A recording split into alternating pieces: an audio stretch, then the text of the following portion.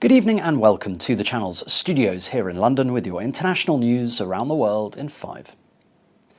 Police have seized guns from the home of Audrey Hale, who killed 6 people, including 3 children, before being shot dead at a primary school in Nashville. New images have been released which reveal the weapons reportedly used by the suspect, as well as damage sustained during the shooting, including bullet holes in nearby cars. In CCTV footage released by police, Hale is seen entering the building by shooting through its doors. Hale is then shown wandering around the school premises holding an automatic rifle. It is thought Hale, a former student at the school, was motivated by resentment. Holding hands. Here footage of children fleeing the building while holding hands. And the tearful hugs as parents greet their children from the school bus. Aren't you guys tired of covering this? And here an impassioned plea from a survivor of the shooting that more needs to be done. How is this still happening? How are our children still dying, and why are we failing them?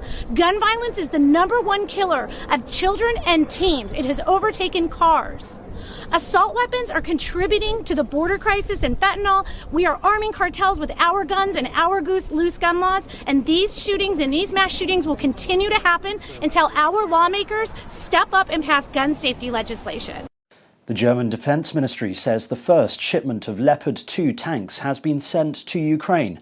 It comes as Ukraine's Defense Minister, Oleksiy Reznikov, released footage of British Challenger 2 main battle tanks that had recently arrived in the country. It's marvelous when Secretary of Defense of the United Kingdom. It's a very good stuff. Thank you very much from Ukraine to the United Kingdom. After thanking the UK's Defence Secretary Ben Wallace, Reznikov is seen driving one of the tanks. Britain pledged in January to send 14 of the tanks ahead of an expected Kyiv counteroffensive to further repel a Russian full-scale invasion, now in its 14th month. Protesters have blocked the Rennes ring road to protest against French President Emmanuel Macron's pension reforms on another day of countrywide demonstrations and strikes. At least one car was burnt, though an eyewitness said it had been brought from a scrapyard and did not belong to a motorist. The stunt caused traffic jams spanning several kilometres, which lasted around 2 hours until protesters left to join protests planned in the city centre. Millions of people have been demonstrating largely peacefully and joining strike action in France since mid-January to vent their opposition to Emmanuel Macron's plans to make most of them work an extra 2 years until they're 64. Prince Harry has unexpectedly arrived for the second day of his privacy trial against the Daily Mail publisher Associated Newspapers.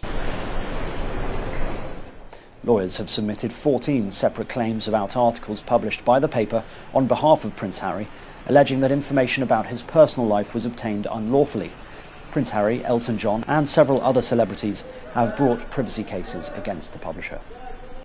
US Vice President Kamala Harris has visited a music studio in Accra during a visit to Ghana, where she was joined by actors Idris Elba and Cheryl Lee Ralph. So this is some number of plenty.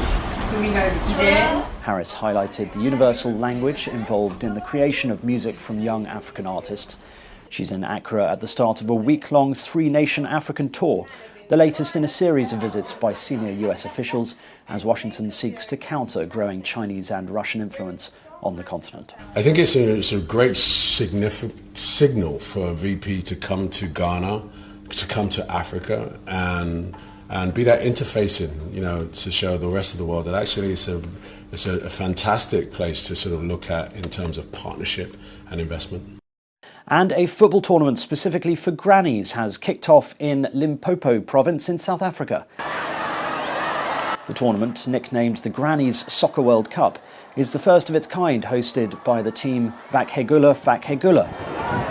The team was formed in 2007 to improve the health of local grannies, and it led to the creation of other granny teams across the country. Only women aged 55 or older are allowed to play. The 4-day tournament saw 32 teams compete, including 9 from South Africa and 23 from abroad. And that's your international news around the world in 5. Now back to the channel's studios in Lagos.